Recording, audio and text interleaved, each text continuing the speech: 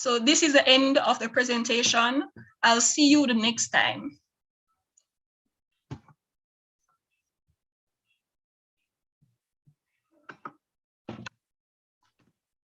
Awesome. Thank you, Kina. You're welcome.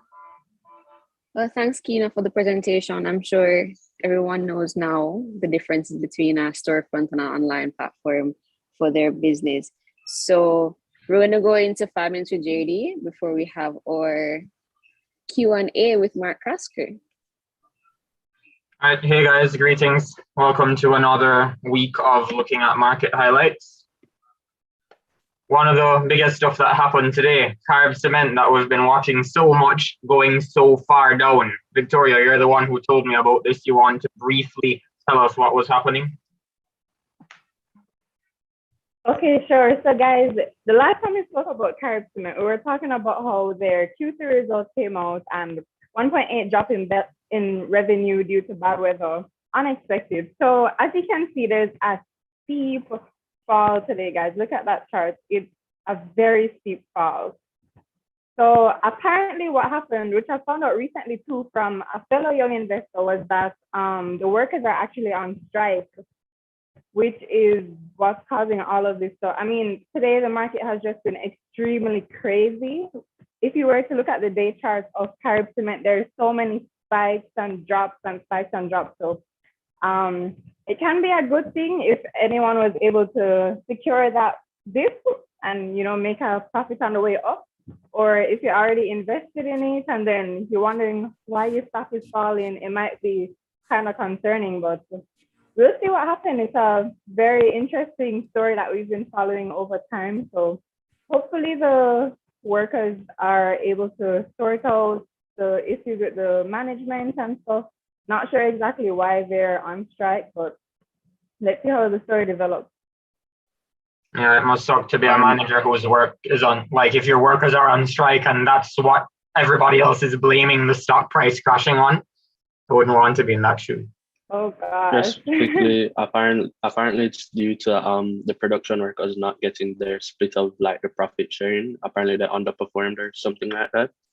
So they're upset about that. Wow. It sounds like there's a whole lot of turmoil going on. Okay, well, we'll keep watching that, but let us move on. So lots of Q3 statements are coming out. Is it Q3? Q3. And burritos were noteworthy, not just because of the numbers that were on it, but because it looks like it was done in Canva. And I mean that in a good way, right? How attractive and visually appealing it was. This header where it says financial results. Let me get my laser pointer up here. This was like a header on most of the data pages, and they had these timelines, and it was really good. So I'm pleased to see that their rebranding isn't only on YouTube, but it's actually presenting their information in a way that's friendly with the target market that they're going into. I think it was pretty cool. I haven't really gone through the numbers and compared it to previous, though, so I don't really have anything to comment from the investing side. But we are moving on since time is a bit short today. So sometimes companies can change stuff about their dividends, right? Because, you know, dividends aren't something you're necessarily entitled to as an ordinary shareholder versus a preference shareholder. So sometimes you will see memos like this, and Fosrich put one out. So I wanted to throw this in today to show that, okay, these are stuff that happen. Let's move on. Now, something I'm very happy to see. This is a claim, right? Because we're not in 2022 yet, so we don't know how this will pan out or how well it will pan out. What I'm also not too happy about is the fact that the batteries are being processed elsewhere and not in Jamaica. That's a good and a bad thing, but you know, that's just more going. I don't know revenue-wise if that changes anything for their cost structure. But collecting batteries and trying to recycle them, I think later in this article, it's set up to 95% of the components to be recycled. And that's just amazing because pollution is a big problem. And if they're able to find a way to not spend too much money and still keep the place clean, I think that's amazing. I guess to add something very quickly to Tropical Battery, today they announced like very low key that they have like a new wholly owned subsidiary that's focusing on electric mobility in both Jamaica and the Caribbean. So they Really? announced it like very low Oh key. wow. It's funny you should say that because there's a meme at the end about something similar. Thanks for that, Matthew. I didn't see that news actually. So I think that's the end of it for the more company side. Now let's look at the macro environment. Earlier this year, I think where it says decision due 19th of August, this was like in June or July, the policy rate, right, which is the standard rate that BOJ was issuing, was at 0.5%, and it quadrupled in less than half a year. Now, that is pretty crazy, and that reflects a lot of things that are going on in the economy. This is not something that I know of happening very frequently. So, do I think it's a good thing? It doesn't really speak very well to the stability or lack thereof of what's going on, but yeah. Yeah, you know what, Jason? I think this is a sign of how crazy the economy is right now because, first 100 basis point spike, nobody was expecting that, right? And now another 50 on top of that. That just is telling us that inflation is really out of whack right now. And then on top of it too, the US dollar is hitting all-time highs. So it's just that tells you how fast Jamaica's, that suggests, let me not say tells you, suggests how fast Jamaica's inflation is happening. Exactly. Also US. Yeah. Exactly. Yeah, but if they were moving in parity, you wouldn't really see so much of a change in the exchange rates, all else equal, right? Exactly. Yeah, you were saying something, Malik? Yeah, I mean, pretty much the whole world is going through a whole entire inflation frenzy right now. And a lot of minor, like smaller central banks from like smaller countries like Jamaica, like SIDS, small island developing state like us, are starting to like increase interest rates right now because we don't have the luxury of having high inflation as compared to say United States, and even them, they're starting to look like us. Increasing 6.2, Malik, what? Like, when do you see that in a developed country? Exactly. That's horrendous. So if inflation is allowed to just run away, it's gonna literally like cut down on everybody. Everyone will suffer. Yeah. So yeah, that's what the BOJ governor was saying. I think the policy rates increasing so high and so at such a large chunk, I think that's them trying to keep it under control to some extent. But then, there's always the good and bad that comes with that. So we'll see what happens. Many schools of economics will attribute increases in money supply, so printing money or taking out a lot of debt, having that in the economy, as contributing to inflation. And you see both Jamaican and US M2. M2 is a measure of the money supply. Those are the earliest thing here is October 2020. Like this is not long ago. This is just over a year ago, and that's crazy in both countries. So we see this happening 6.2%. You don't see that happening in developed countries. 31 years old, like most of us are way younger than that here.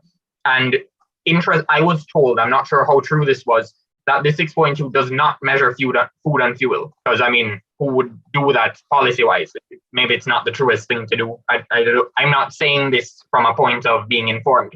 But what we do know, 11.9% increase in the price of meat, poultry, fish, and eggs. So food is probably inflating at a lot faster a rate than the rest of the stuff in the economy. And that's the US, which is said to be stable. Last thing, guys, I need to come off. Talking about EVs, what Matthew mentioned about tropical battery, I saw this meme. This is another Instagram finance meme account that you guys might want to follow. So this guy was saying, there's a bubble after visiting this EV manufacturing facility, and you're seeing how these stock prices are surging. Unhealthy market, we were talking maybe 3 weeks ago about an excess of capital, like just free capital, because inflation is high, people don't know what to do, interest rates are artificially low, people don't know what to do, let's pump it into stuff. So I don't know if that's going to happen with Jamaica and stuff that Tropical Battery is doing, but I guess we'll watch and see. I think that's a wrap for me. Anybody want to say something? We probably have time for one comment. Or I should come off. All right, thanks, guys. All right, thanks, Jason. That was a great presentation. Yeah, really good presentation there. So guys, we're strapped for time, so I'm gonna go and introduce our great guest speaker that's here today, or a person that knows a lot about investments, finance, and everything. So Mark Croskery, 39, has 15 years of experience in financial services, wealth management, investment banking, and private equity in Jamaica and the Caribbean as a trusted advisor to many businesses and individuals. Mr. Croskery founded Croskery Capital Limited in September 2019, a boutique financial consulting company in Jamaica offering financial consulting and related services. And he is currently serving as the CEO and chairman of its board of directors. The company focuses on assisting corporations with strategy, building a board of directors, recruiting and aligning corporate executives, C-suite team, and troubleshooting financial accounting and operational business issues. From April 2018 to August 2019, Mr. Croskery was the CEO of SSL Growth Equity Limited, SSL Grow, Bridgetown, Barbados, which operated as an international business company in Barbados with most of its investments held in Jamaica and the Cayman Islands. At SSL Grow, Mr. Croskery was responsible for creating vision and strategy for the company's equity, credit, and income initiatives. From May 2007 to March 2018, Mr. Croskery was president and CEO of Stocks and Securities Limited, SSL, Kingston, Jamaica, where he was responsible for strategic direction and business development of the investment advisory organization, private wealth management, financial planning, and money management. As a licensed securities dealer and member dealer overseeing over $300 million of assets under management. At SSL, Mr. Croskery provided leadership to the company's operating team and led the sale of the company's repurchase agreement book of business in November 2013, totaling in excess of $2 billion Jamaican dollars in assets and liabilities, and took the Jamaican Stock Exchange public.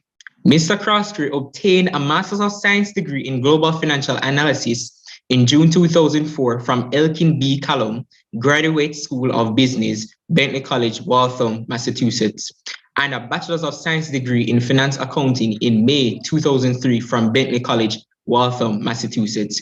With that being said, guys, please help me welcome Mr. Mark Croskery. Hey, Mike. Thanks for having me. Nice to meet everybody. Welcome, Mark. Thank you so much for being here. We are honored to have you as our guest today.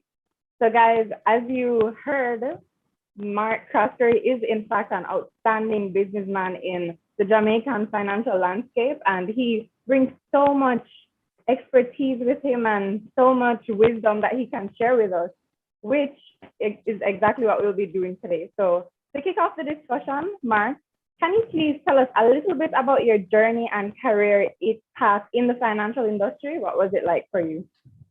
Sure. I started out, first of all, thanks for having me. Malik is very persistent, I must say. And it was interesting listening to everybody, I guess, what you guys were doing for the last 10, 15 minutes. I remember going up to UA maybe as far back as like 15 years ago or something like that. And, there really weren't much investment clubs in Jamaica, like, at the high school level, but also at a tertiary level, at a university level. Investments, as all you guys know, investments just weren't popular. The JCSD and the stock exchange had a very small number of accounts in those days, like 2004 to 2010. We had a very small number. And I think guys like you have really, especially with social media and everything, have really kind of grown the accounts. When you listen to Marlene Street Forest and they tell you about the millennial accounts or the youth market and the number of accounts that we've gotten. So yeah, no, it's interesting being here, and the level of analysis that you guys are doing, definitely 10, 15 years ago, it wasn't happening in Jamaica. So it's interesting listening to you for a little bit of a tidbit of 5-10 minutes earlier on what you guys were talking about. Over here in I think 3 or 4 of you. It sounds like you might actually have more research analysis in your club than some of the brokerage houses out there, which is interesting. Wow. My journey was really, at the time, Victoria, I would have brought U.S. equities to Jamaica. U.S. equities weren't in Jamaica, so my passion was really for was actually for research. And, we at the time, we were the first to bring interactive brokers to Jamaica. So it's kind of interesting and fun now to see, like, on, obviously Twitter has boomed, and see everybody talk about opening up their individual accounts. Times change. But in those times, actually, we really allowed the average guy, the average lady, to jump into the U.S. stock market, the U.S. equities market. And one would say we kind of invented research in Jamaica. So it was a fun time. That's how I kind of got into the game. Is you kind of find your passion, or you find what's interesting for you. My passion was more about the research side, and we kind of really started to write research reports that were unique. But that was as far back as almost 2007 to 2010. So we kind of really ramped up and jazzed up the quarterly research reports as compared to the commercial banks. And that's how we kind of kicked it off. And you kind of look at the market now, you tend to see a lot more very detailed, long earnings reports. Sometimes you see them on the JSE website, 15, 20, 25 pages, which are very good. Yeah. Sometimes you wonder which retail client is going to really read a 25-page report. But the reality is, information is important, and the level of detail has come a long way in Jamaica. But I just kicked it off by being, love PE ratios, love the market. But in the days when I started, we used to still be using, just get an email with a trader bulletin report of the stock exchange. So the stock exchange has come a long way, a far way, compared to, where it is today. Everything's in the JSE newsroom. I do see the complaints and the recent articles about the stock exchange and the amount of errors that they have, but it has come a long way, compared to where it was, 15 years ago. Wow, that's incredible. And it's so great to see the impact that you have made. And, we have to thank you for that, because without people like you helping to develop this industry for us, we wouldn't be where we are today. So thank you for that. Jason? Thanks. Hi, Mark. So my question for you is Croskery Capital. What inspired you to start that, given your background? Well, I think when you look at a lot of the successful, if you look at Jamie Dimon at one stage of his career, if you look at a few other people out there globally, in CARICOM as well, but mostly globally, at some stage, they tend to put a lot of their utility into what they call like an associates company or an advisory business. We do call it consulting a lot in Jamaica and the Caribbean, but let's call it advisory. And I think what a lot of people, maybe don't think about or don't realize is that advisory, of course, in Jamaica and the Caribbean is dominated by, the big four. Globally, you have McKinsey, you have a few other players. And just like today, looking at everybody who's on, I think Malik mentioned something like there's, like 70 people, or let's say it's 50 or 70, club members. But whatever the number is, if you look at the financial literacy that's being pumped out, and whether that's due to University of West Indies, whether it's due to, whatever the case study is there. But if you look at what's happening on social media, if it's self-education, YouTube, and you look at where Jamaica is now, advisory services and companies demanding advisory services is growing. It's a massive business globally. It has tended not to do well in the Caribbean because culturally we typically don't like to pay fees, or the business owners don't like to pay fees. They like to, hire full time. But in terms of what's happening with the pandemic, in terms of a lot of businesses in the Caribbean still being family owned, whether it's small, mid-size, even MSMEs, you tend to find they get in trouble because they're going to grow super fast, or they're going to become distressed. And so there seems to be an opportunity where somebody just might not want to deal with the big four, whether it's affordability, whether it's something else. And, in terms of utilizing relationships, etc., it brought me into a kind of it's almost like a pivot from an investment banking space, Jason. but basically it's advisory, so it's a little bit different than iBanking in terms of doing things like the Jamaica Stock Exchange, Caribbean Cream, a few other transactions. But it's an interesting space, but I think it will grow over the coming years in Jamaica. Okay, so kind of like leveraging investment banking experience, not quite consulting as they use it in North America, but it's the same concept of using that experience for advisory.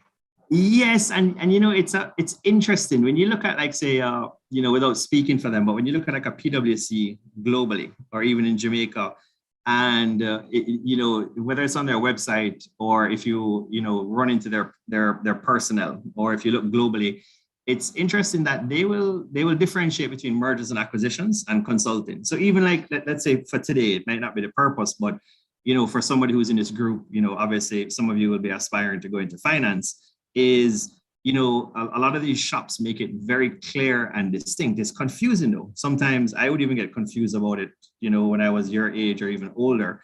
You know, what's the difference between mergers and acquisitions, consulting, then you have auditing. I mean, auditing and tax is clearly different, but they do make a distinct difference between consulting and then call it investment banking, mergers and acquisitions. And so you do see those segments emerging also in Jamaica and the Caribbean.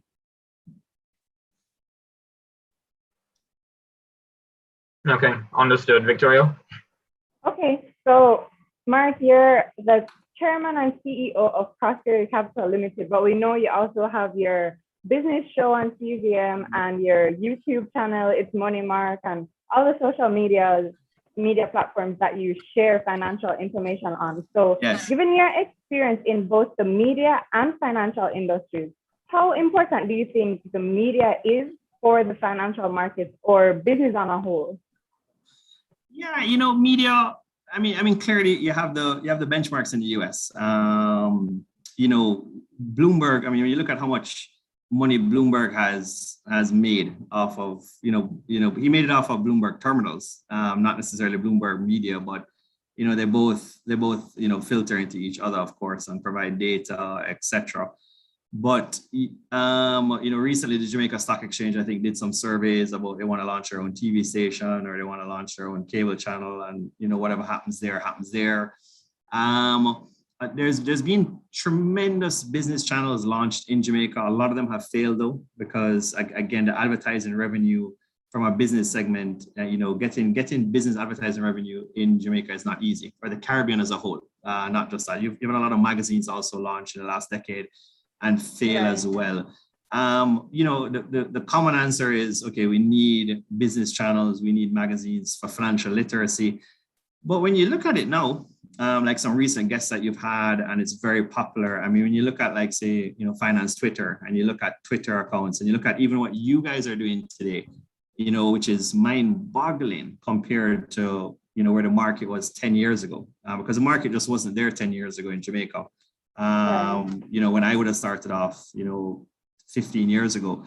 And so you really had kind of, in a way, you would say almost like arbitrage situations 15 years ago. So the markets, although people still complain about, okay, you know, the market lags now, the market really doesn't lag as much now as it used to lag 15 years ago. So we have a lot more efficient market now, although, you know, if I was, of course, you know, 21 or 25, I'd probably complain and say, gosh, you know, Lumber Depot should be at $4, you know, why isn't it higher? Or, you know, somebody sends me a WhatsApp and says, you know, Tropical Battery, what, you know, why doesn't it have like an investor relations division? You know, is they don't do enough marketing or something, you know, because the company is doing all these good things, but the stock price won't move.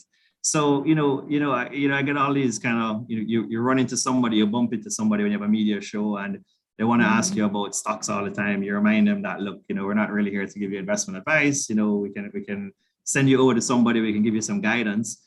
But the thing is that persons definitely, you see it, especially in, you know, the youth, where they talk about stocks a lot more. You're in a lunchroom and all of a sudden 3-4 guys are, you know, talking about, you know, and you can see which stocks are popular now. I mean, you know, as an example, you know, if somebody had time on their hands, just like what happens in US with, you know, Barstool Sports and everything, we don't kind of have a social media craze stock market basket yet in Jamaica. But just from my gauge of things, Derrimon and Barita are probably the two most popular stocks. I mean, everywhere I go to, whether they are the best stocks to buy or not, pretty much you bump into somebody in the supermarket, the lunchroom, the road, anywhere you go to, somebody's like, what do you think about Derrimon?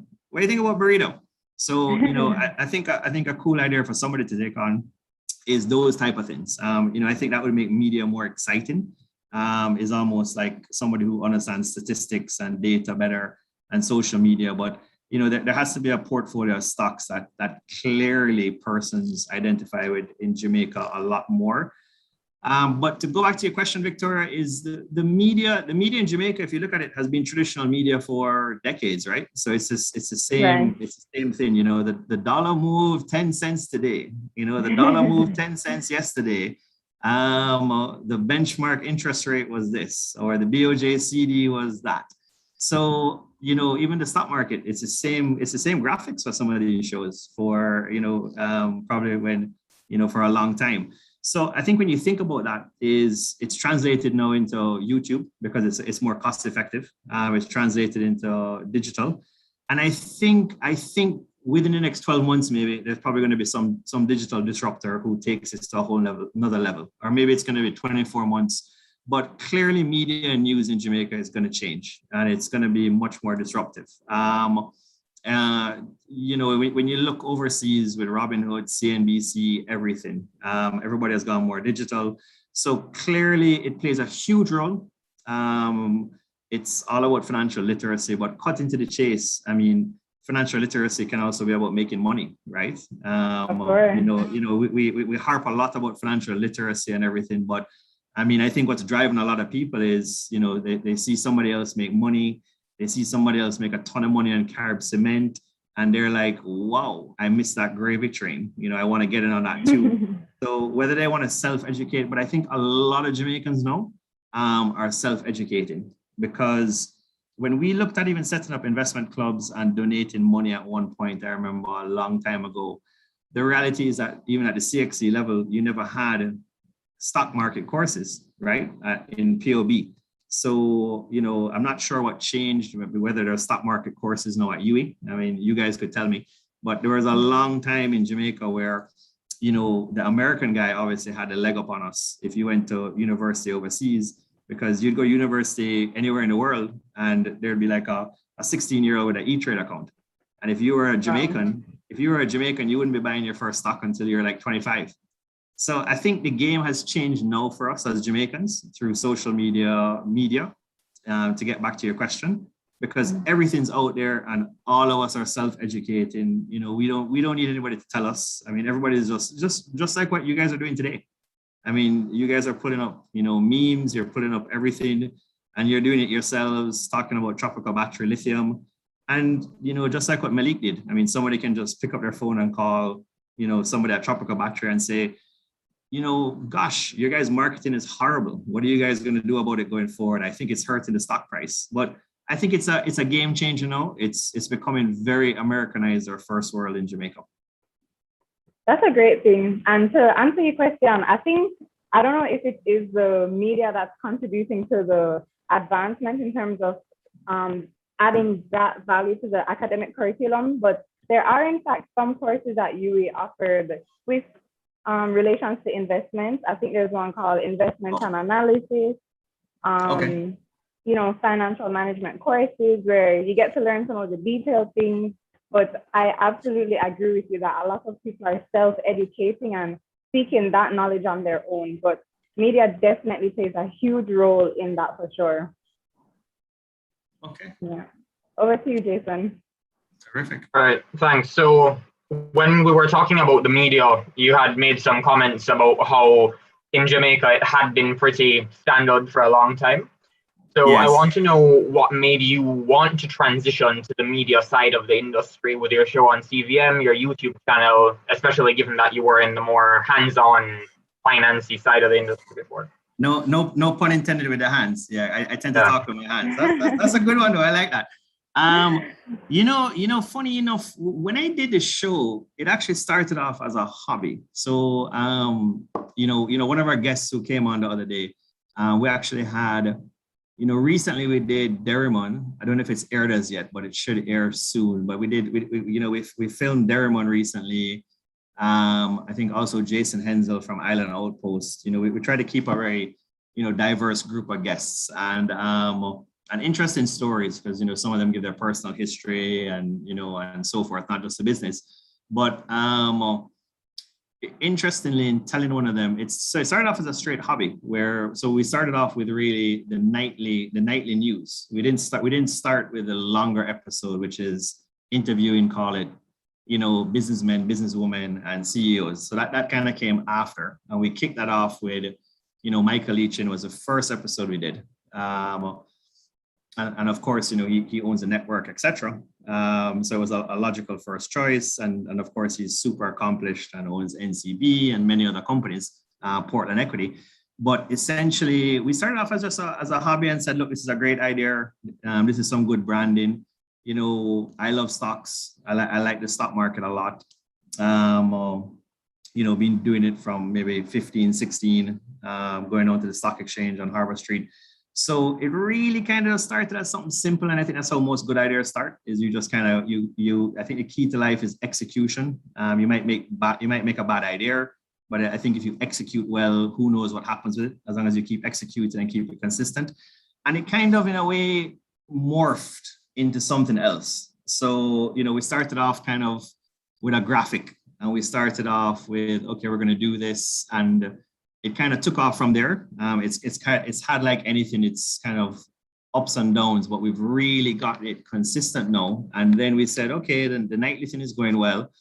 Let's move into something that gives us a wider scope. And so now, actually looking back, about 2 years, we've done now about 55 or 60 episodes, or, which works out to be about, maybe 55 hours or so. I mean, our longer episodes are about an hour each. So we've done about maybe 60 episodes of our longer one, which is Business Life Extra. And, we're at the point now where, there's nothing in the Caribbean necessarily like that one. It's a bit unique. It could develop into something more. We're not sure yet, but I think what we've done well is we've kept it very consistent. We've got some good names. We've got some big names. We've got interesting names, and so we've kept it consistent. And we're looking at new avenues or interesting things, and it definitely is growing. We know that from the data and the statistics, and we're just kind of waiting to see, I guess, where it goes next. But it definitely surprised us. It grew more into what we expected. But it was really just to be a fun idea. Let's do something. It creates branding. We want to brand ourselves. We want to create some branding, maybe make some money, something like that. And then where it is now, 2-3 years later, it could be a business. We're not sure yet. But that would be my advice also to everybody is, you have this idea. 90% of people just don't execute the idea. They just kind of talk about it, just go for it and, go and execute it. The interesting thing, which I don't usually talk about, but I'll say it today, because I think today is really cool. I really like these investment club ideas, and I didn't even know that you guys had this, is that actually for the idea, we wrote the business plan for it actually from as far back as almost 10 years before we did it. And so I think that's what's funny about life. And wow.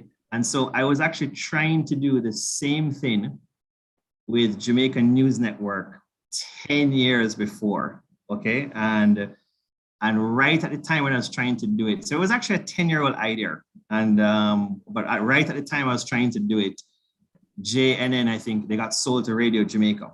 So the idea literally just got totally F, like it just got crushed. And so, wow. But I still had the 3-page or the 4-page document. And funny enough, not to be critical, but the exact info that was on that PDF file from however long before was still relevant, 10 years later, because it's the same equities market, it's the same bond market. But basically the business media in Jamaica was doing the same show 10 years later. So it was still relevant. The problem was that to go and produce your own independent show, and I think this is where you guys come in, because you guys are much more smarter than, you know, us in our elderly 30s, to call a spade, or our young 40s, right? I mean, you guys get technology, you understand how to use it, you understand how to do production. Is that the cost on average back then to produce like a full-scale show all year, even if they put markups on it, but if you went to an independent network, or you didn't do a joint venture, or whatever you did, but if you just walked in and said, look, you know, I'm Jason, I'm Victoria, I'm Malik, and I want to go and produce our own show, I want to do something.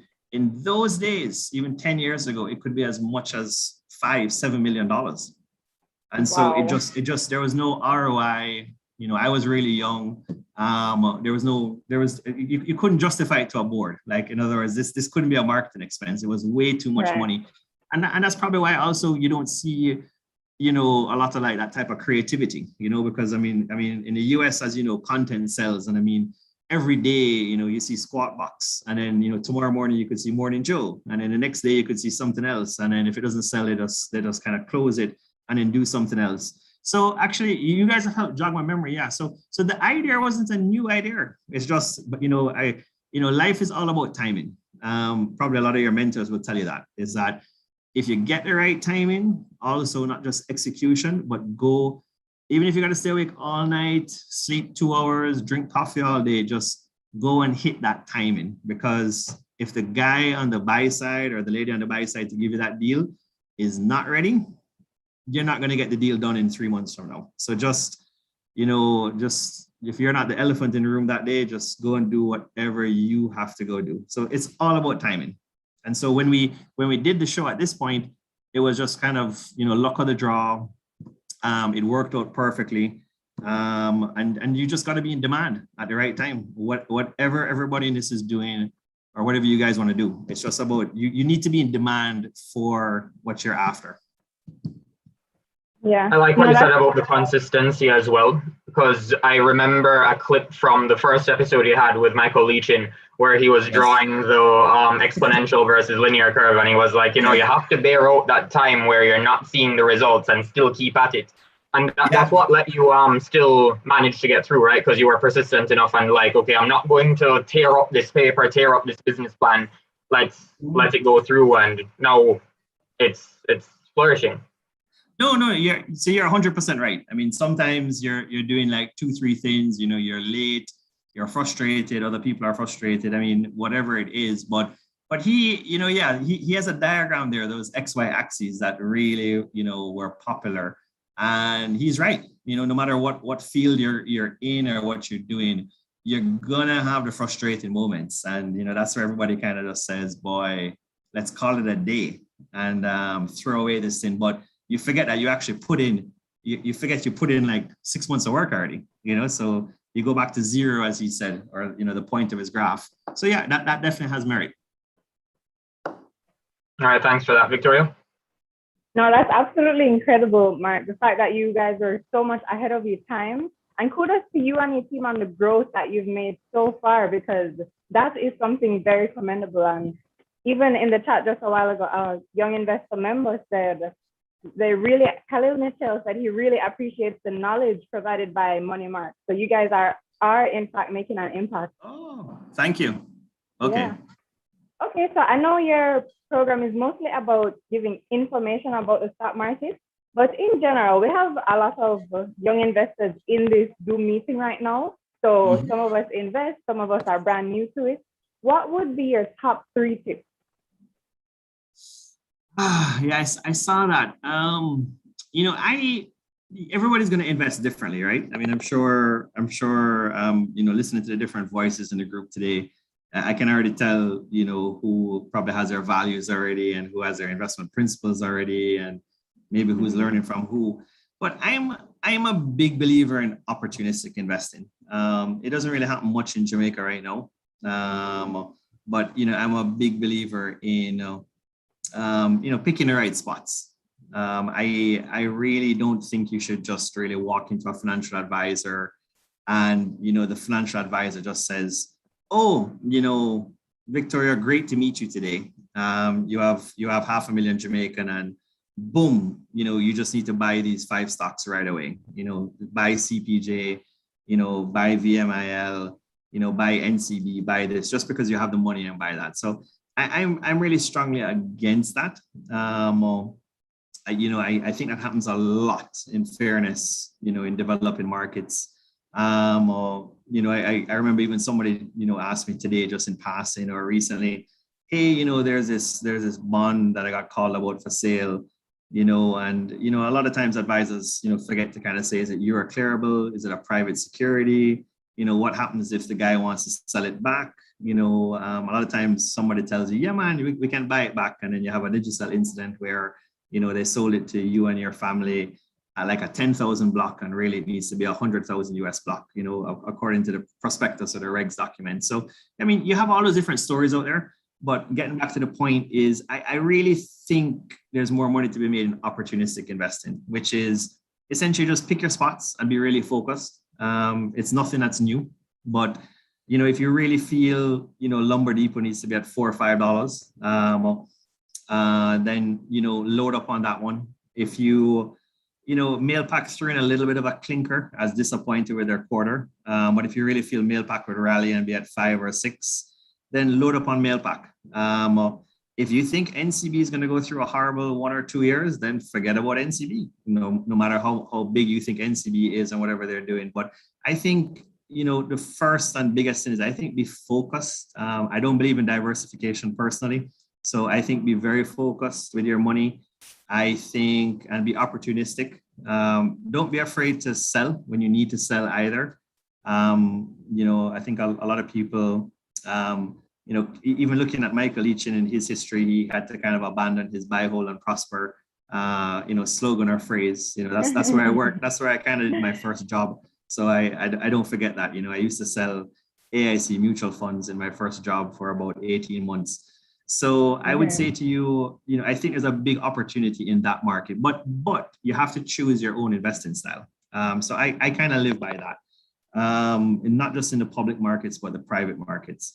So I think secondly, so that's on the focus on that side. Secondly, go with your gut feeling always. I mean, I think it sounds cheesy, but I think your gut feeling is always right. So, I've always lived by, from I've been young, I've never been happy with Grace's performance. I know Grace is on a little bit of a rally now. But at the end of the day, if you love Grace, catch up, then, shoot, go buy those Grace shares. The advisor might say to you that this is happening, that's happening. But I really strongly believe if you have a good incident with a service rep somewhere, and if you have, I think the branding and the goodwill should come into your investment thesis a lot. I think a lot of people, focus a lot on the financials, which is important, and the balance sheet and the cash flow. But I think you need to see what happens in your day-to-day life, what you have a good experience with, maybe what somebody has put in front of you, and use your gut feeling a lot with your, not your emotions, but your gut feeling with your investment portfolio. So if you love Cal's Bag Juice and you love their ketchup and you love their products and you think they're going to have a great business continuity plan, and if they go public one day, they might never go public, then make sure a large part of your portfolio is Cal's. But that's my belief system, and I think you should, do well with that. If you look at the Jamaica Stock Exchange, when the Jamaica Stock Exchange was going public, nobody in Jamaica, not one single broker, took up the RFP for the Jamaica Stock Exchange, to give you guys a history. So if you swim against the tide in most times, you're going to make money. So everybody thought the Jamaica Stock Exchange was losing money. It had no money to be made. It would never turn around. Young people would never invest in the stock market. You have to cut all the expenses. You got to, do all these different changes. And it was really actually, valued at significantly less than book value in 2013 or before. If you look at it historically now, it's pretty much the best performing equity from a starting price to an ending price, pretty much in the history of the exchange. So wow. I think if you find a good utility or you find a good company, if you look at Caribbean Cream and you look at their whole history, you're going to have some losses or misses. You have to be a risk taker. But if you look at Caribbean Cream, they started that business. Sometimes if you look deep into the historical financials with maybe $8 million worth of equity or cash, right? So a lot of these companies like AMG Packaging, Caribbean Cream, the owners didn't start them with a lot of money. So I mean, everybody in today's forum, you don't have to be intimidated about starting a company, right? Because some of these companies, they started with a little amount of money. One of the tricks that these owners do is that they buy and sell goods so fast, guys, that the turnover is a lot. And the turnover is what, in our culture, the bankers really like to look at, right? Whoa, yeah. you have $1 billion of turnover. So but your working capital is only $10 million. So that means you sold sweeties like 4 times for the month. And if you did that for the 4 times for the month, then all of a sudden that's like $480 million in sales. Oh my gosh, Malik, you're like a billionaire off of a sweetie business selling Colombian mints or whatever you're selling. So I think don't be intimidated by it. But I would say as a second major point is really, focus, on that point. And there's maybe a third or a fourth point in there. So I think opportunistic, that point as well. And just consistency, execution, I think is a big thing. It diverges from a lot of the classic views, especially some of the views that we have locally.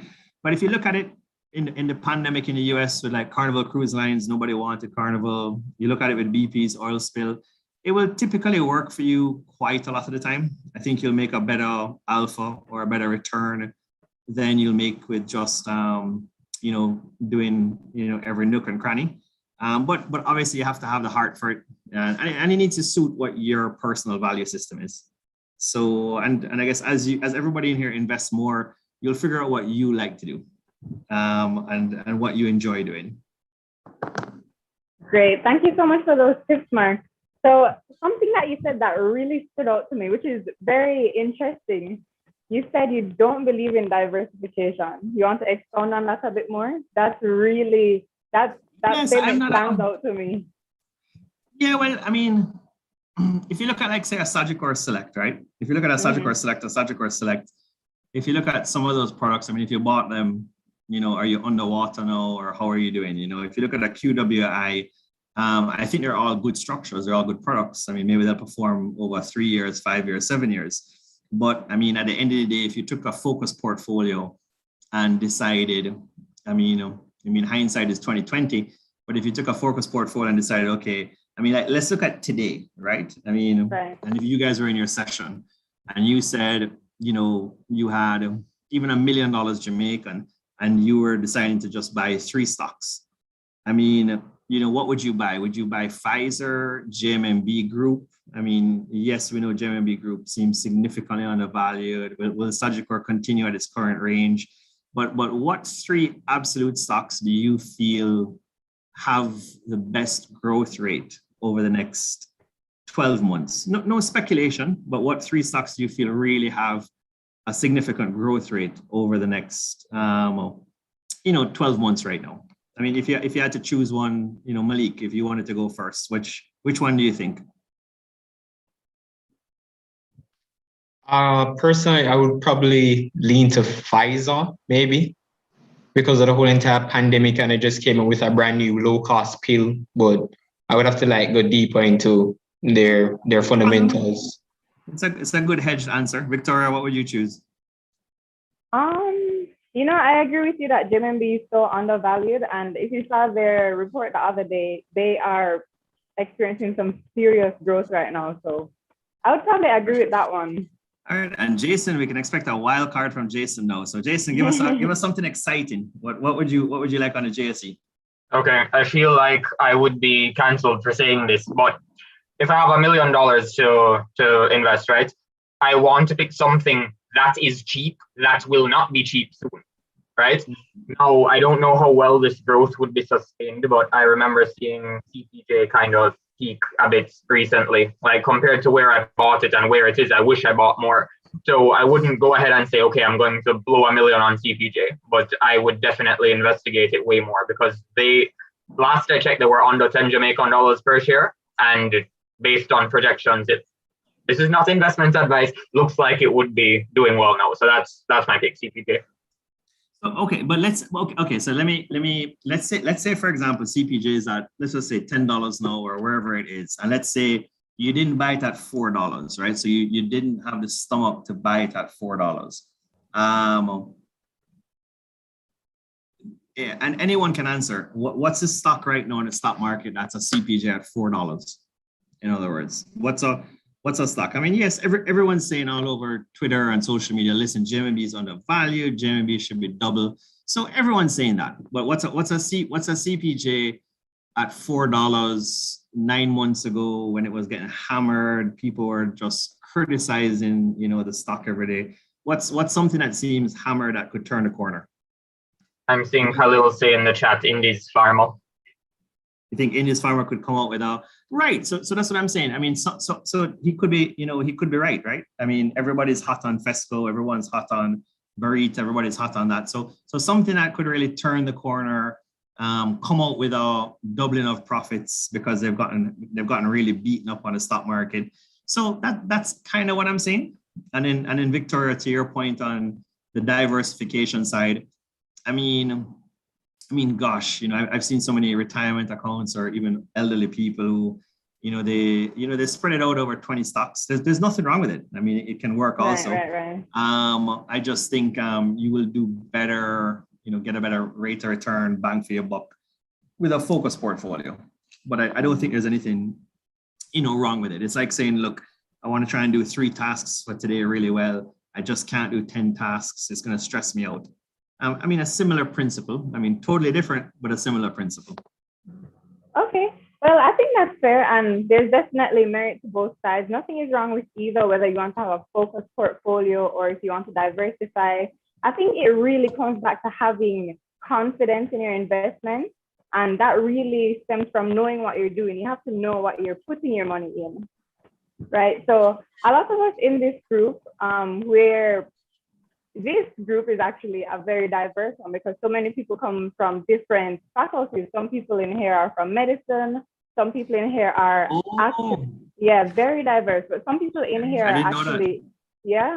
investing is for everyone is what we say. But make sure you guys stay close to the doctors because the doctors are going to make a lot of money. So just stay close to them. Yeah. A lot of us in here, though, do want to actually enter into the financial industry and pursue a career there. So with respect to that, okay. What advice would you give for young professionals? Wow, that's a big question. So I think, and I think really, consistency is important in whatever you're doing. But I think, persons always use this comment like, boy, Jamaica is a links place, you need to know people and everything. But that's a global thing, right? I mean, even if you go to Miami or you go to Manhattan, you're not getting on the best fixed income desk by just your resume, guys, right? I mean, you gotta have some luck. But if you want to get on like an emerging market desk in Miami or wherever it is, I mean, that's like winning the lottery in Jamaica, right? I mean, you're not going to just send your resume in and say, here's a nice picture of me. I'm in some nice clothes today. I put on my makeup and voila, please hire me to be a fixed income intern or a fixed income full-time. So I think what you have to do is I think in that case, the old rule of thumb is always there, which is differentiate yourself. I mean, if you use today when I was in a room for 10, 15 minutes, I mean, you gotta differentiate yourself from the rest of the pack, whatever it is. If you're boisterous, somebody's gonna listen to you. You might not be the most friendliest person, but if you're boisterous, someone's gonna listen to you. If you dress, funky, somebody's gonna watch you. But I remember when I graduated from college, it was the weirdest, our keynote spokesperson was the owner of Jordan's Furniture. And his whole speech was about, listen, create a great brand and be different and do that with your personal brand as well. So his whole thing was, listen, our brand is purple. You come to our parking lots and, our whole furniture store is weird. you come to our parking lots and we have weird signs up and everything, but it differentiated the whole scenario of Jordan's furniture. And I, the two of them even dressed really different. I mean, I think even, one of them's hair was all shaggy. And so they did everything different. And it's like Ben and Jerry's ice cream, right? I mean, Ben and Jerry's have a similar philosophy. I think Wisynco distributes their ice cream sometimes. So I think the whole thing was basically, you need to be different. Yes, you need to go network as well, because you need to, if you don't have a network, or if you haven't done internships. I mean, internships, they always tell you, are the best way to, get into a company. But if you haven't done any internships or anything, or put yourself out there, whether you've been very following up, meticulous, tried your hardest, or you got lucky, then you got to go figure out a way to get into that company you want to get into. Whether you are doing a stepping stone to get into your bigger picture, but you got to find a way to get in. I mean, that's what it is at the end of the day. Exactly. Because just sending your resume to HR and HR gets like 100 resumes and then 50 go to spam or junk. That's the reality. I mean, that number might be 500. I mean, so you're just another number. I mean, that's the way we all have to look at life. Trying to do a deal or whatever you're doing. So it's all about differentiating yourself, but being consistent. Once you get in, obviously be on time, look the part, go be respectful, go get it done. All of that stuff is important. I mean, professional, but you gotta go stand out from the pack, especially in the early stages. Okay, thank you. I think that's a great nugget of wisdom that we can take from you. Thank you. So it's not so much on the professional trend, but on the standing out trend. I wanted to ask you, in all the interviews you've done, you've spoken to many people, which one stuck with you the most and why? Why would you say that? Yeah, I tend to like high energy people. So I tend to like, and I tend to like fun people and casual. I find, boring people are just like, it just feels toxic energy. I can't take the boring people. And then, you almost have to be like, asking a question and then almost doing the answer. And it's like, you're just like, oh my gosh, I need a coffee right now, or I need a rum Pepsi or something. Like, this is just going to drive me bonkers. But luckily, you prefer rum and Pepsi to rum and Coke, or you don't have a preference? That's a good question. Yeah, I do prefer rum and Coke though. Okay, cool, same. I can tell you like Wisynco. But basically, I would say, we luckily we've had, most of our guests have all been very, forthcoming, and they've been very energetic. But the two most, Pandui is a superstar. If you look at how he's turned around, and it comes back to that comment on opportunistic, right? Seprod was just like a dead company for decades, one might say, or the stock price lagged. The stock price lagged between $8 and $15.50 for like almost the whole of my career. It just sat there, and even if you forgot about the fundamentals, in the case of Seprod, of course, the earnings have grown. They've kind of had a pullback now. They've been like a roller coaster. But Richard gets in there, and everybody knows him to be like a marketing monster. And he gets in there. All of a sudden, there's an electronic sign goes up on Marcus Garvey Drive, and that place is like turned upside down. And the place feels like, I don't know, like a marketing monster. And all of a sudden, the stock is perceived differently. New executives are hired. This all happens like in 3 years. And all of a sudden you have Seprod shop. Like, you can go down there as a citizen, or anyone can go down there. You can go buy milk. Then you have e-commerce Seprod. Then you have like e-commerce Seprod. They can deliver it to your house. He posts on his Facebook, like, he take a picture with goats and stuff. As you know, shareholders love all that type of shit, everything. So all of a sudden, like, he's in the country taking pictures. So he's like, one thing with our stock market, we love CEOs who are personalities, guys. You got to face that. Like, there's like a 20% premium immediately. Like, so if you see a dead stock on the stock market, and all of a sudden, it's the same thing with Carreras. This guy, Raul Glynn, who's at Carreras now, he's somebody who clearly gets out there. So he gets stuff done. Cecil Foster is the same thing.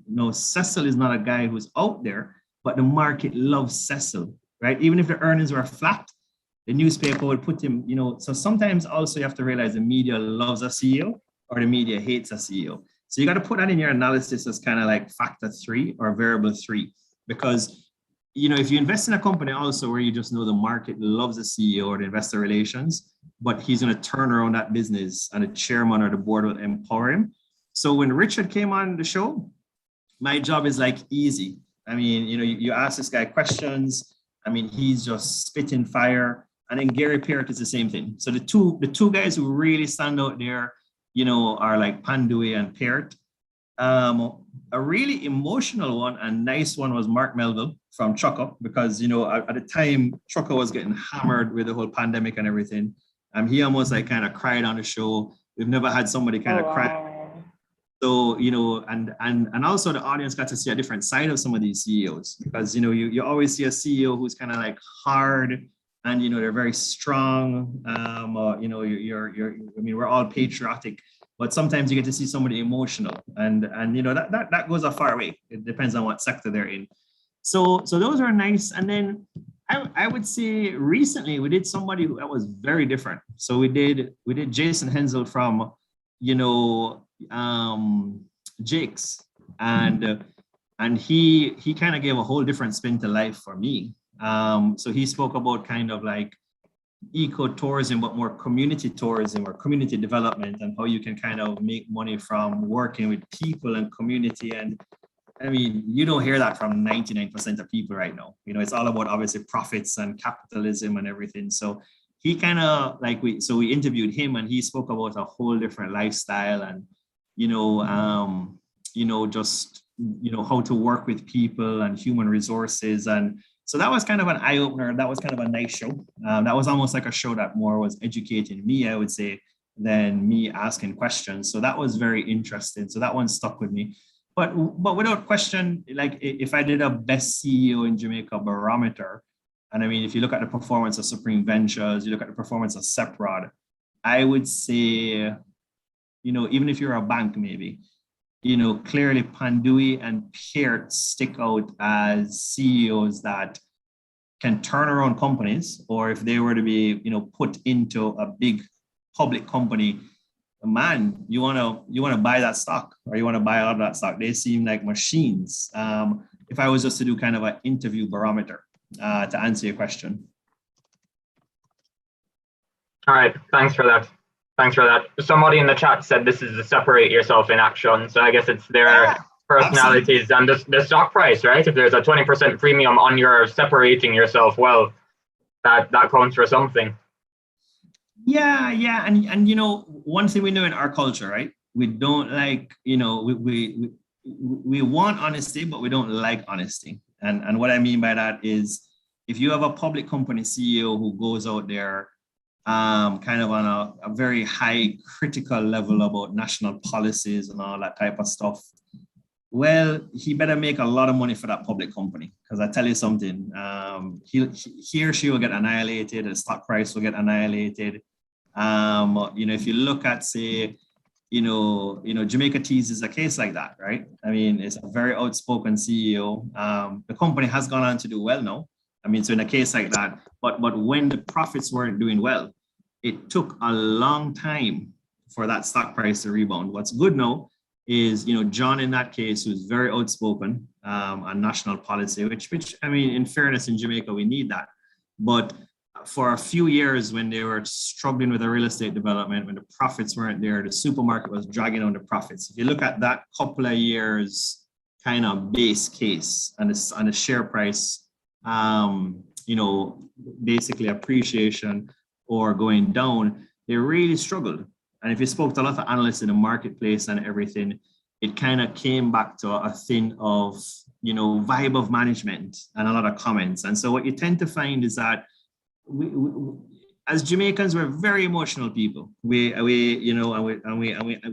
comment a lot on that and we talk a lot about that. I just saw like a post and that person is right. So, Fontana is heavily loved. You know, they look at Kevin O'Brien Chang, although he's not the CEO, but they look at him as like a thought leader now. You know, he gives a lot of comments, and even the way he handled his interview, yeah. I mean, you know, we just did him, and he was, you know, very people person, very people oriented. You know, kind of a nice touch.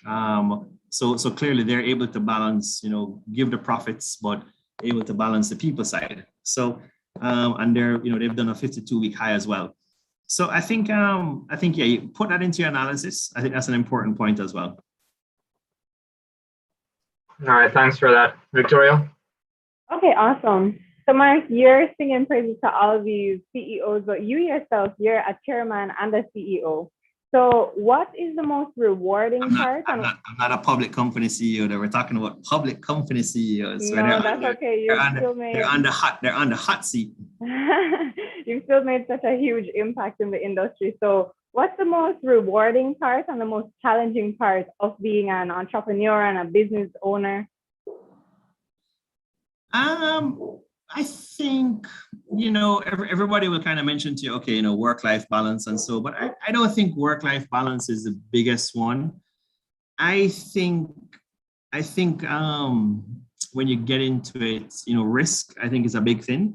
And I think what you see more and more when you look at like a lot of these CEOs, a lot of CEOs who are really star performers, Victoria, and if you look at them doing really well, there's also a correlation between them having, you know, minority control. They almost call it like minority operating control. I mean, there is such a thing. If you look at like Jamaica producers and how long, call it, the, you know, management team has been there in power. If you look at like, you know, a few other business case studies. So if you look at like even coming back to Pandui, you know, he's in the top 10 shareholder list. He has a pretty significant amount of shares. So he's compensated. If you look at, say, somebody like Gary Peart, you know, he's the executive chairman at Supreme Ventures, a lot of shares, a lot of wealth accumulation, same thing at Mayberry. So I think if you really get into the nitty gritty and you look at the brass tacks, not just the analysis, but the brass tacks of life, there's a direct correlation between also CEO performance and financial security and financial stability. So, you know, I think company owners or boards who kind of say, hey, you know, we have a great job for you. We want you to be a general manager tomorrow morning or a CEO. And, you know, we definitely culturally, we get hung up on titles. We love a title, you know, I want to be vice president, or I want to be this, I want to be a manager. And then you don't even have people in a department to manage, but we want to be a manager. So the thing is that there's a direct correlation between that, I would say. The biggest learning curve, I would say, is that you want to make sure that you are protected. You know, you're in control because it's your reputation at the end of the day. So I think even as all of you in today's, like, say, forum or cohort, you know, as you go into your careers and you go up the corporate ladder or you start your own business, just make sure that you're vested. I mean, that's the most common word used globally. You know, make sure you're vested in what you're doing, but you're protected and you're vested overall. Okay, interesting. That's great advice. Jason? All right, well, time is kind of running out, so I'll start the first wrap-up question. As a businessman and investor, what do you think about Jamaica's economic recovery following the pandemic? Would you say you're optimistic? Yeah, I think, you know, Jamaica, we're like an economic oxymoron, right? So, you know, everybody, I can recall from as far back as 2001, persons have been saying the real estate market's going to crash. And I mean, that's 20 years ago, and every year the real estate market hasn't crashed. I mean, it's similar comments sometimes to the stock market. And so, you know, we're a very unique country in the sense, it's just like when, you know, IMF, you know, they always have those famous stories of IMF, you know, walking on Hope Road. I mean, hopefully it's a true story, and saying, wow, they've never seen so many expensive cars in a Caribbean or a developing country like Jamaica. You know, or an IMF rep saying, look, they don't want to be picked up at the airport. We're going to jump in a taxi cab and hear what's really happening in the island. So what you tend to see is we're very much an oxymoron, in the sense that we don't have much credit. It's, everybody sees all this real estate being built and they say, oh gosh, we're going to have a excess supply. They've been saying that now for 2 years, 3 years, 4 years. They say it again, maybe last month. They say the stock market is overpriced, but I mean, what you're going to do? You're going to get 2% on a BOJ CD, which is only 1% maybe through a securities dealer, or you're going to try and get a better dividend yield and just buy Carrera stock. I mean, if a pension fund has sense, they buy Carrera stock if they're not overly concentrated. So I think the whole thing is that, I mean, the economic recovery has already started. Tourism is back. I mean, hotels are 70% or more. Cruise lines are back. You see it in Dolphin Cove results. And Jamaica is here to stay. I mean, it's the best I've ever seen it in my career or my life. And it's the strongest framework of the macroeconomic structure, especially with what's happening with the central bank being independent. I know there's a lot of criticism now about interest rates, but we're not at 13%. We're not at 17%. I mean, we're only at 2%. So I would say we're well on the way. Jamaica is here to stay, and more companies are listing. It might have slowed down, but there's a lot of companies listing. And the big trend, guys, you might not see it. The big trend is there's a tremendous amount of, you're not going to see it in the media and you're not going to see it in the rest, but there's a tremendous amount of foreign investors coming into Jamaica for infrastructure, for real estate, no longer just tourism. And that's going to help the economy because Jamaica actually has, believe it or not, currently, we don't say this on Bloomberg as politicians, we probably have the best tax structure in the Caribbean, or we have the best, most open business and brand structure in the Caribbean. We just don't say it yet. So we don't have a business leader yet on Bloomberg that says, when you go to Cayman, you got to have a local Cayman who owns 50% or more of the company, maybe 51. You go to Bahamas, it's the same stuff. You have FX controls in Barbados, FX controls in Trinidad. In Jamaica, we actually welcome any foreign multinational company to come to our shores and do anything they want. There's no restrictions here. So this is what happens, and it's been happening very quietly and very progressively for the last decade. But right now, there's a reason why you have maybe 20 Spanish hotels or whatever it is, but they're coming now for infrastructure and real estate. And so, there's a reason why cement is booming, and there's a reason why the economy is actually standing up very strong in the BPO sector. We are a very good economy for foreign investors. Wow. So I think we're resilient. I think things will boom. If you look at how well we've handled the pandemic, we just need a few bits of luck. We need some restructuring. We need some economic restructuring, maybe tax restructuring. But Jamaica's in a good place. Awesome. That's definitely music to our ears as investors. We love to hear a positive economic outlook because that's exactly what we want. So, Mark, we've learned so much from you today, but we have one more question before you go. And I think this is a special one for you because you have it highlighted. So, knowing what you do now, is there anything you would have done differently on your path to where you are now? I think you have to think about yourself a lot more. I think, and what I mean by that is, I think a lot of advisors out there say, pay yourself first, think about yourself.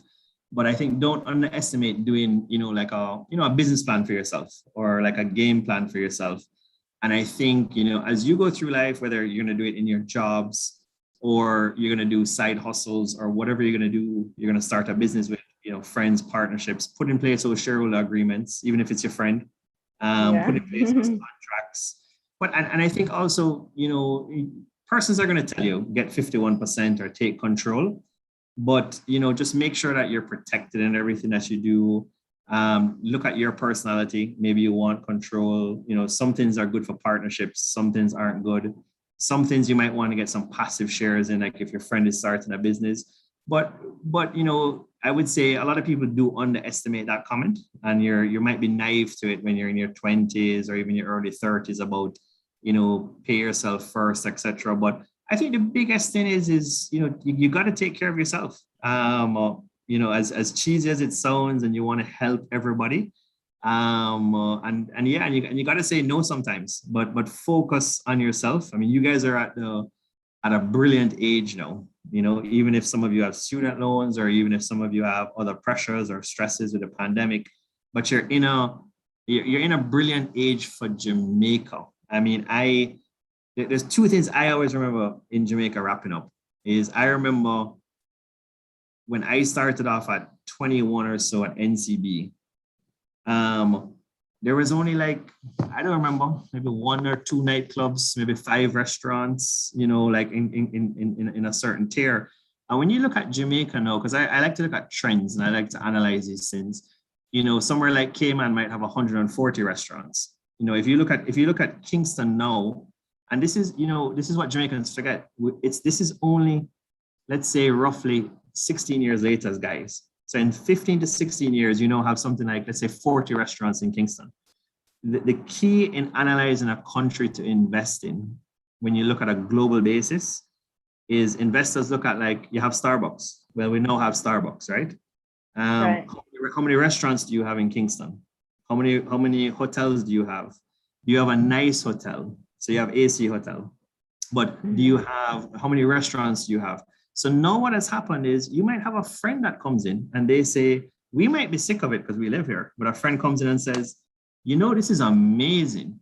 I went for Chinese on Thursday while you were working. I went for sushi on Thursday night. I went to a nightclub, then I went to a bar, then I went to another place, then I went to S Hotel, or then I went to here. They're like, I feel like I'm in Miami. I'm in Kingston. I never knew you guys had all of this lifestyle in Jamaica. Now, 16 years ago, we had nothing like that. So if you just take a benchmark of like 16 years ago, where was Jamaica? I mean, yes, we still have crime. Yes, we know we have the health issues, the hospital issues. But if you take a snapshot of where we were and where we are now, Jamaica actually is moving at the JSE has over 100 securities. Back in the day, we only had like 23 securities, in 2005. So take a snapshot sometimes 15 years ago to now, and you'll see a big difference in discretionary spending. And you see it now. You go to a restaurant now, and you see persons your age on date night. You did not see that in Kingston 15 years ago. There was no such thing as date night.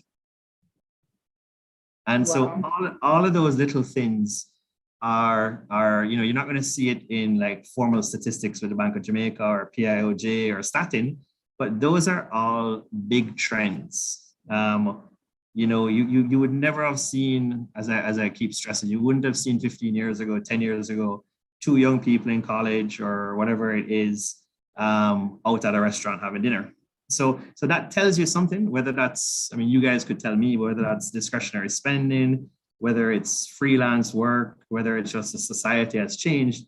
But those people are buying stocks as well, because you guys are in a club, you guys are talking at a level that persons in the US talk at, who had E-Trade accounts when I was in college. But, we never had that benefit when I would say we were your age. So Jamaica's made a big bump, I would say, in 15 years. Wow. And we love to see the progress because, we're slowly but surely advancing as a nation, and that comes from every individual advancing themselves. So it's so important to invest in ourselves, as you said. And, as you mentioned, almost look at our life like a business plan. We have to know what we want for ourselves and move forward with purpose.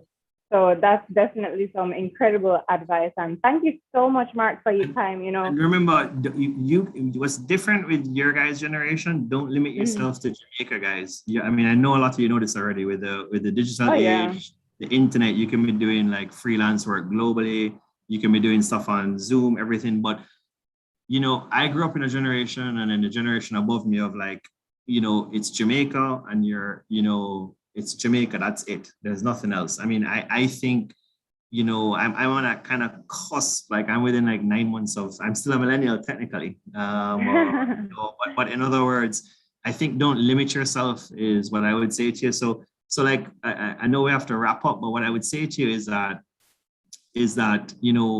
alternatives are going to do well, guys, right? I was not when I was in my 20s and young 30s, I was not an alternative type of person. But the reality is that, you know, I was never a believer in cannabis. I was never a believer in any of those type of asset classes.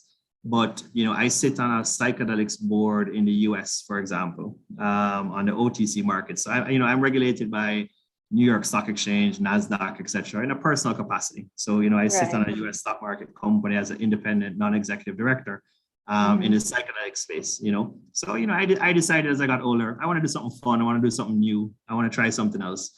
And, you know, as you get older, you guys will, I'm sure, experience that too. So look at the alternatives. Jump on some trends. You know, you'll make some money from it. You know, everybody, even your friends, will say to you, "No, that's a terrible idea. You know, that logo you did is a horrible idea." But you'll be laughing at them 6 months later. So, I mean, I'm sure there's trends out there I don't know that one of you in today's forum knows about. But don't be afraid to jump on them. You know, because it's just the way that the world is moving right now. And, you know, get on them early is probably one of the few things that's going to protect you against inflation. So I think, that's my kind of last tidbit is don't be afraid of the alternatives as well. Okay, that's some really cool stuff, Mark. So before you go, if you have a few more minutes, we usually like to have a quick open Q&A segment for our club members. So is there anyone that wants to ask Mark any quick questions before he goes? You can open your mic or ask it in the chat.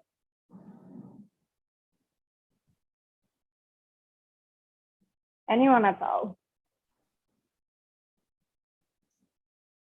Earlier in the chat, earlier in the chat, there was somebody asking if there's any chance of Croskery Capital going public in the next 5 to 10 years. You know, you never say never, but you know, as kind of asked earlier, we are really just an advisory company, meaning financial advisor consulting.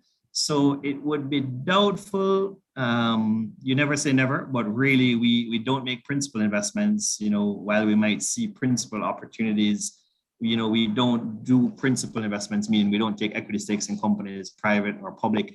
We really try not to be conflicted. So we just focus on, you know, advisory practices. So I would say it's doubtful, but, you know, you never say never. Persons approach us and say, hey, you know, we love you, we love your brand. So you don't, you know, close the door. But for right now, we're really focused on keeping it advisory.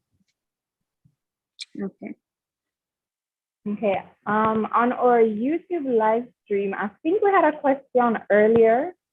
Yes. Okay. Someone said, I've seen comments from analyst Nick Gurr saying that Tesla won't survive in the next 10 few years as a viable stock. Seems like nonsense to me. What do you think? The person said that they don't think Tesla will survive?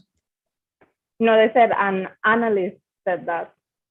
But they think it's nonsense. Yeah, you know, I think it's the same thing we were saying, like maybe in one or two segments is, you know, I mean, a comment could be, boy, you know, if you're brave enough to bet against, you know, Elon Musk, then maybe you won't survive. So, I mean, I wouldn't be putting my money, you know, against Elon Musk. You know, so I think either you stay neutral or you stay out of that investment. You know, I mean, it seems like a guy, you know, he's beating up everybody. I mean, even when you beat Michael Bluery to the point where he just closes out all of his positions, I mean, that tells you a lot. So, yeah, I would either stay out of that or, you know, go long on Tesla when it dips again. Yeah. Okay. Another open question we had in the chat earlier from Odain was, how can we protect ourselves in a small country like Jamaica with bigger countries making statements like high inflation is good? I think, you know, I think a problem that we struggle with is, I mean, in fairness, a lot of us are, you know, at a hand to mouth stage. I mean, as much as, you know, we want to invest in the stock market, I mean, we have expenses, we have bills, you know, I mean, we might have loans, we might have credit cards, but I mean, if you have some excess money, then, you know, gosh, you know, I mean, if you can buy Carreras at, you know, well, it's no longer at $7, but if you can buy it at $8, I think you'll make some money. I mean, even at the dividend might equal inflation. But at the end of the day, I mean, there's plays out there. I mean, definitely not giving investment advice, but if you look at two things, right? I mean, Mayberry holds a big position in Derrimon.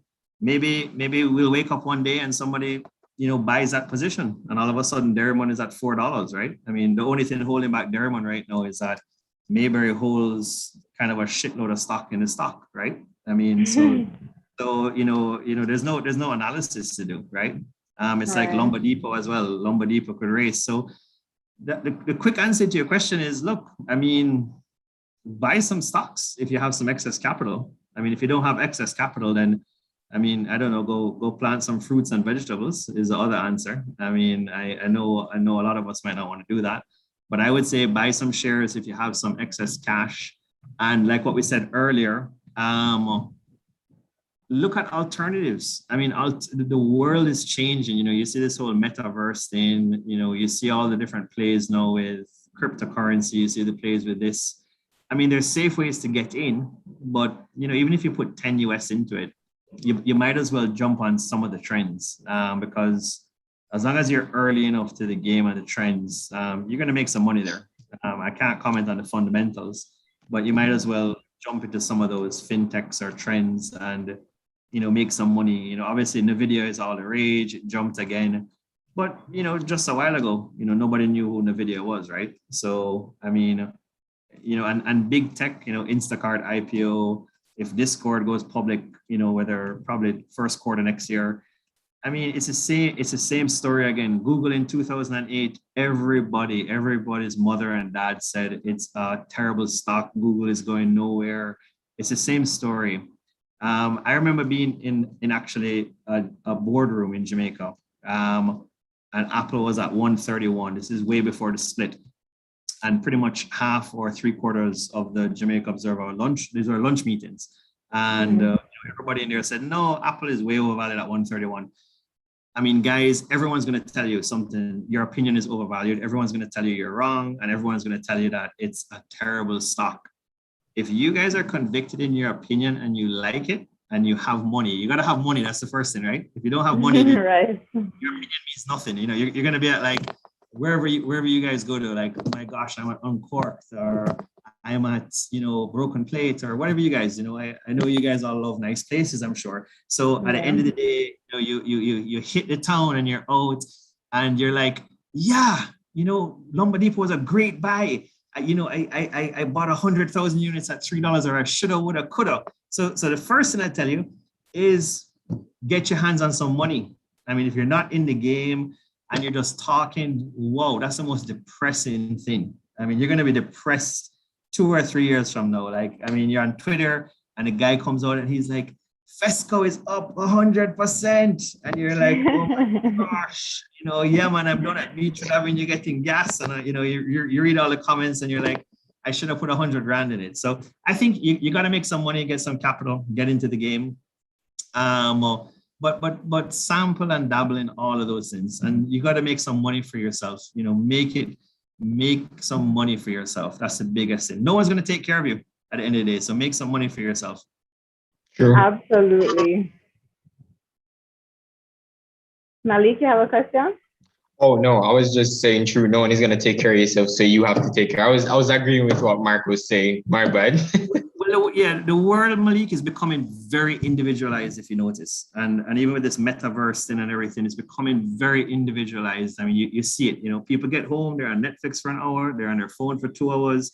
I mean, it's becoming less social and very individualized. So if you think about that as another trend, you have to make your own money. I mean, because it's becoming super individualized. So, I mean, and you're seeing it in your generation more. I mean, people have 2-3 jobs. Persons just want to know, look, I don't want to come into office 8 to 5. I mean, I see it all the time with clients now. It's like, listen, just get my deadline. If the guy wants to work, I don't know, 1 a.m. till 5 a.m. and then from 8 a.m. till 12 p.m., as long as he gets his money in RTGS and he gets paid and the work is done, then it's gravy for everybody. If he wants to go to the beach on Monday and, or hit up wherever, but you see that trend. I think Bloomberg had a fun article where it's like a guy doing tasks in Manhattan is earning 123,000 US a year, it said. but all he's doing is hanging TVs in apartments, and it's a new app called like Taskmaster or something like that. Wow. So I think it's just about just any way to make money now, and I mean everybody wants a stock portfolio. You make more money. Yep, absolutely. We absolutely agree with you. And that's something that we always mention in our sessions, the power of investing. And as you had mentioned, answering Odin's question, investing is a hedge against inflation, and then you make some capital gain. So you're protecting your wealth, and then you're making some more. So it really is a powerful thing, and something that is for everyone, guys.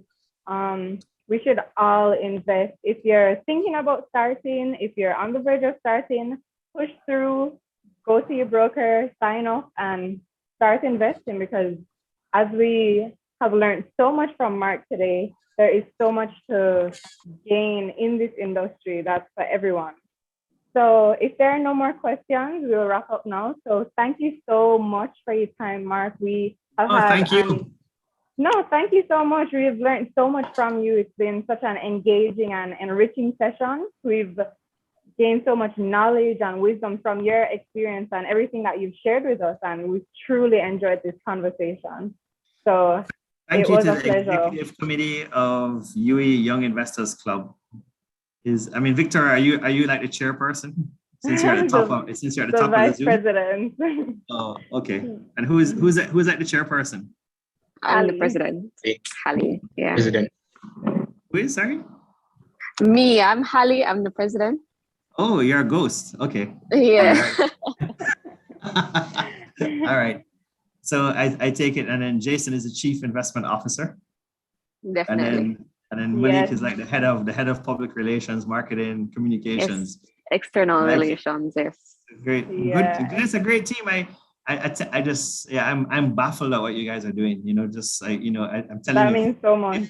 15 years ago, there was like nothing like this. And, like even like the principals at schools were like, they want to do it, but they don't know how. And I can just tell that you guys have probably just done this all on your own, or your predecessors and everything. Like it's really cool. Yeah. Yeah, thank you so much, Mark. That means so much. We're really honored. Does like Marine Street Forest or like persons like that at the JSC know what you guys are doing? I mean, I don't think Mrs. Street Forest knows. I don't think she does. But we've had some guest speakers from in the industry and stuff, Yeah. We have a stock market game with the JSC right now, so I think there's some persons over there that actually know about the club. So okay. Yeah, there's some reps over there that know about us, but I don't know if the director herself knows about us. At least not yet. Okay. Yeah. Well, if you want, just because like I've referred like Mustard Seed or the social thing. I took them public, and then I know her really well. But I think if you want, I can send an email, Malik, and just copy you on it, or whoever else, because I mean, for years in board meetings, I remember. We spoke about this exact type of thing. I mean, it has taken off on its own. Even if you look at the social media at the JSE, it has taken off in the last maybe couple of years. But there was a point when a lot of people used to joke like a long time before, the JSE didn't have that level of marketing, right? But it's really good. It's really they've good. really improved, yeah. But I would say, I didn't even know of UE Young Investors Club before. You reached out, and then I saw it on LinkedIn. But I think for sure, Marlene, I see a lot of groups reach out to Marlene, and I think it's good that they do. But the credibility that you guys have, and what I listened to for that 10 minutes, I don't think it's any different than like a research department in a brokerage. I mean, you guys are discussing real stuff, and it's good stuff. Clearly, any one of you could be an analyst. Maybe already in a brokerage firm, it just means, but you just have to get the information out there. Yeah, we really appreciate that, Mark. Yeah, we're well on our way to that level, I guess. I mean, so yeah, we're really, really grateful for the insight, and we're definitely open for getting the connection to the director of the JSC. Sounds good, guys. Really appreciate that. Oh, thank you. All right. All right, thank you so much for your time, Mark. Thank you. Nice to meet everybody. Okay, take care. Thank you. All right, take care. Thank you so much. Bye. Bye. All right. Thank you, young investors, for coming out to today's meeting. It has been an absolutely engaging one. We've learned so much, and we hope you guys really enjoyed it. So stay tuned for our next meeting as the semester is winding down and we're wrapping up. We do have some more stuff planned for you guys. So stay tuned and have an amazing week.